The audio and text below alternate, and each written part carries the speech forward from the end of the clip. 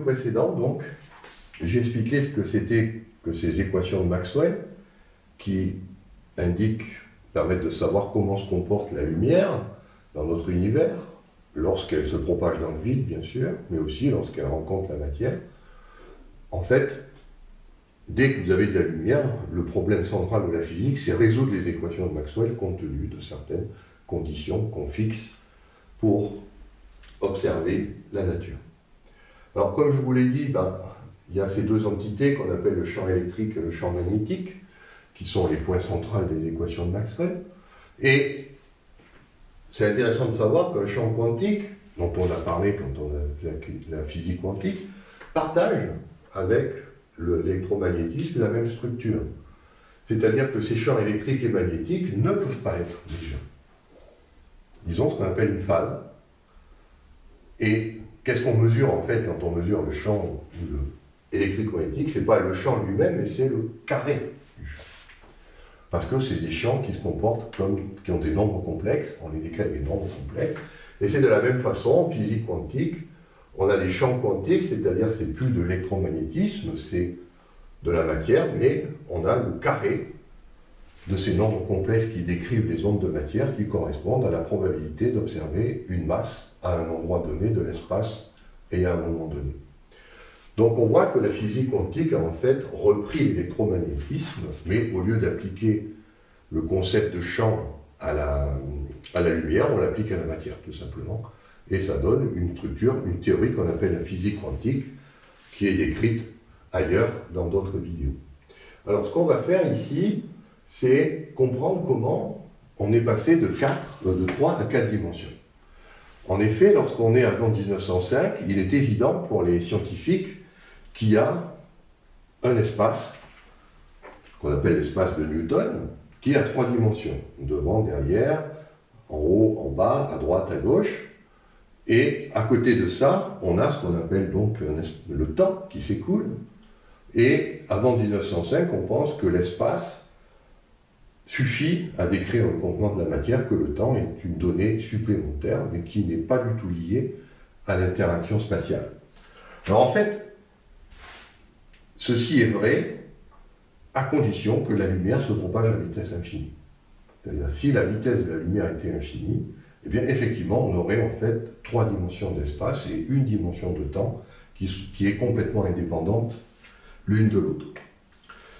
Ça va être la grande contribution d'Albert Einstein de réaliser que cette idée que l'espace et le temps sont disjoints, dissociés, n'est pas correcte.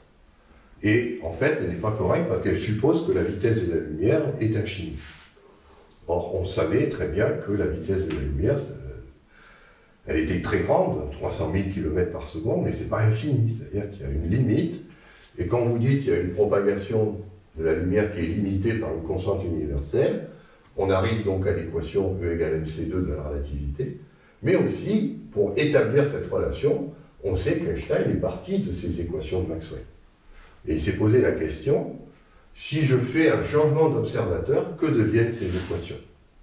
C'est-à-dire que si je prends un observateur qui est immobile, bien, il va avoir des champs électriques et des champs magnétiques. Et il va résoudre les équations de Maxwell. Mais maintenant, si cet observateur est en train de se déplacer à vitesse constante, on a vu que le champ électrique, en fait, devient un champ magnétique. C'est-à-dire que les équations de Maxwell, on veut qu'elles restent les mêmes, même si je remplace ce qui était le champ électrique par le champ magnétique, et ce qui était avant le champ magnétique est devenu un champ électrique. Donc ça s'appelle utiliser un groupe de symétrie, et ça va être la grande contribution d'Albert Einstein, de s'appuyer sur les travaux d'Hendrik Lorentz, qui est un autre de ses compatriotes, qui vont définir donc ce qu'on appelle une opération de symétrie qui laisse invariante les équations de Maxwell. C'est-à-dire quand on applique une transformation de la vitesse constante, les équations ne changent pas. Ce qui fait que l'observateur qui est immobile ou l'observateur qui se déplace voit en fait la même physique. Et ça c'est satisfaisant parce que c'est effectivement, on sait très bien que quand je me déplace avec une certaine vitesse, ben, le monde reste le même. Il n'a pas changé. Donc, ça c'est la base. Ensuite, il va y avoir donc le mathématicien français Poincaré qui va aussi définir, lui, le groupe de symétrie. Et ce groupe de symétrie, le voilà, il s'appelle ISO 3,1. Alors ISO, c'est pour Inhomogeneous Spatial Orthogonal, groupe de symétrie inhomogène d'orthogonale spéciale. Et surtout, ce qui est important, c'est ce qui est derrière, le 3 et la virgule 1. Que veut dire le 3? Ben, ça veut dire qu'il y a 3 dimensions d'espace. 1, 2, 3. Que veut dire le 1? Ben, c'est qu'il faut coller à cette 3 dimensions d'espace, il faut coller une dimension de temps. Et comment on va coller une dimension de temps? Eh bien, c'est en utilisant la constante universelle petit c. Si je la prends et que je multiplie par un temps, j'obtiens bien une longueur. Et pour montrer que la géométrie n'est pas celle d'une sphère, mais ce qu'on est sur une topologie qu'on appelle hyperbolique, on va mettre un nombre complexe, le petit i, qui a la propriété que lorsqu'on l'élève au carré, on trouve moins 1. C'est-à-dire qu'on introduit de nouveau des nombres complexes pour expliquer la structure de cet espace-temps relativiste à 4 dimensions. Ça va être le travail de M. Minkowski, qui va donc représenter ce groupe ISO de 3,1 par ce qu'on appelle des cônes de lumière. Et on a donc 3 dimensions d'espace. Alors c'est là où on a un problème, c'est que il faut représenter un objet à 4 dimensions à 2 dimensions. Donc c'est un petit peu problématique. Donc là, je ne représente que 2 dimensions d'espace et une 3e dimension de temps, mais en fait, vous avez bien 3 dimensions d'espace plus une de temps qui est orthogonale aux 3 autres. Vous comprenez bien qu'on a un problème de représentation. On ne sait pas représenter ça. Donc là, on a un schéma, et on voit qu'ici, on a ce qu'on appelle le cône de lumière, c'est-à-dire que la lumière ne peut pas se propager plus vite. Le rapport entre espace et temps ne peut pas se propager plus vite qu'une certaine grandeur. Ce qui fait que quand j'observe l'univers, je ne peux observer que ce qui est dans ce cône ici, qu'on appelle le cône du futur. Et quand je regarde vers le passé, j'ai un cône qui est symétrique. Tout ce qui est en dehors du cône est inobservable. Parce qu'il y a cette vitesse finie de propagation qui m'empêche de savoir ce qui se passe en dehors de mon cône du futur. Par contre, au fur et à mesure que je me déplace, le cône change aussi, donc j'accède à des choses qu'avant je ne pouvais pas voir. Voilà, ça c'est la théorie de la relativité, c'est une conséquence directe de l'invariance des équations de Maxwell, qui nous dit si les équations de Maxwell ne cherchent pas, ça veut dire que je suis dans un espace à 4 dimensions. Alors on va analyser ce groupe. En fait, il a ce qu'on appelle 10 générateurs, 3 translations spatiales, c'est-à-dire que je peux me translater comme ça, je peux me translater comme ça, et je peux me translater comme ça de façon infinitésimale, un tout petit peu. Puis je veux une vraie translation, que je remplis les translations infinitésimales, j'en mets autant qu'il faut. Pour me translater, je peux le faire de 3 façons différentes. Ça, c'est les 3 premiers générateurs. Ensuite, on a 3 rotations spatiales, c'est-à-dire je peux tourner autour de cet axe, je peux tourner autour de cet axe, j'ai déjà oublié quel axe j'avais pris, et je peux tourner autour de cet axe. J'ai 3 rotations possibles. J'ai évidemment une translation dans la 4e dimension qui est le temps. Le temps s'écoule, donc je peux me translater dans le temps. Et il va me rester ce qu'on appelle 3 poussées de Lorentz. C'est-à-dire je peux me déplacer avec une vitesse dans cette direction, ou dans cette direction, changer ma vitesse, ça s'appelle une poussée. C'est-à-dire je suis à vitesse nulle, puis tout d'un coup je me mets à me déplacer. Voilà. Donc ça fait ce qu'on appelle 10 générateurs infinitésimaux. On est dans ce qu'on appelle des groupes de Lie qui sont continus. Et cette structure définit donc ce système. C'est-à-dire, ça, en fait, ça définit les équations de relativité restreinte. Vous donnez ce groupe de symétrie qui est mathématique et automatiquement, il y a ça qui sort. Et vous pouvez comme ça rendre compte du comportement de la lumière.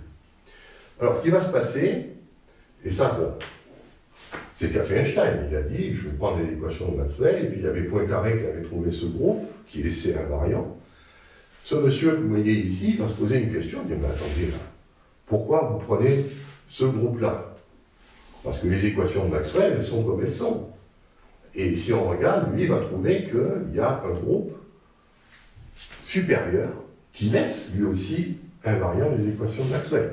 C'est le groupe ISO 4,2.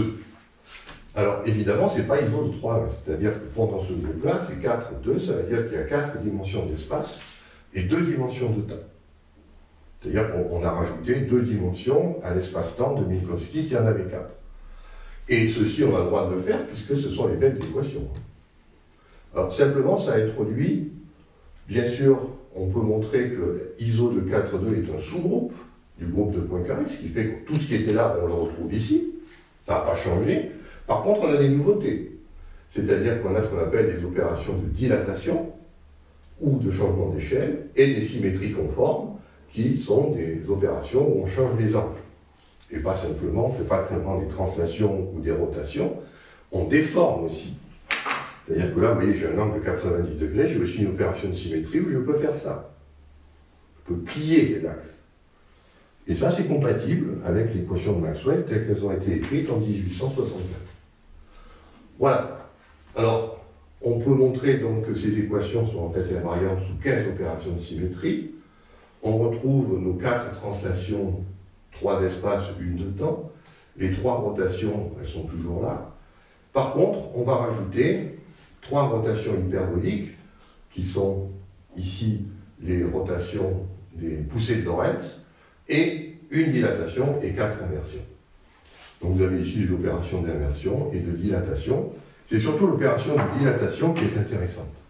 Parce qu'elle prend cette idée que vous prenez un morceau de vide. Ben, il est vide. Et vous le dilatez.